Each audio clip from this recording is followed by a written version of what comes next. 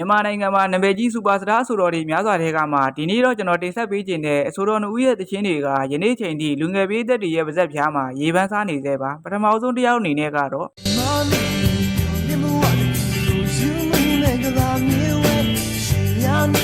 ဟုတ်ပါတယ်ခင်ဗျာရော့ဂီတာကိုယူမှုဖြစ်ခဲ့တဲ့ဒိုးလုံးပဲဖြစ်ပါတယ်ခင်ဗျာသူ့ရဲ့နာမည်ကြီးတချင်းတွေကတော့မချစ်ဘူးမပြောပါနဲ့အယိုးထီအောင်ယူချစ်ဦးမေစတဲ့တချင်းတွေနဲ့လူငယ်ပြည်သက်တွေကြားမှာယနေ့ချိန်ထိရေပန်းစားနေသေးဖြစ်ပြီးသူ့ရဲ့စွမ်းရည်အပြည့်နဲ့ဆိုဟန်တွေကဘယ်တော့မှမယိုးနိုင်ပါဘူးခင်ဗျာ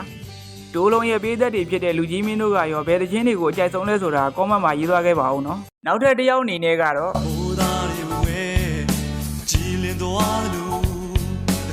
ဟုတ်ပါတယ်ခင်ဗျာအဆိုတော်မာရစ်စာပဲဖြစ်ပါတယ်အဆိုတော်မာရစ်စာကတော့ rock နဲ့ melody ကိုမြန်မာနိုင်ငံမှာအကောင်းဆုံးပေါင်းဆက်တည်ဆိုနိုင်ခဲ့တဲ့အဆိုတော်တဦးလည်းဖြစ်ပါတယ်ခင်ဗျာသူ့ရဲ့နာမည်ကြီးခဲ့တဲ့တခြင်းတွေကတော့အလွမ်းနီကုန်းအေးရေးပြက်ဆွဲအားစတဲ့တခြင်းတွေနဲ့လူငယ်ပေးသက်တွေကြားမှာယနေ့ချိန်ထိရေပန်းစားနေတဲ့အဆိုတော်တဦးလည်းဖြစ်ပါတယ်ခင်ဗျာ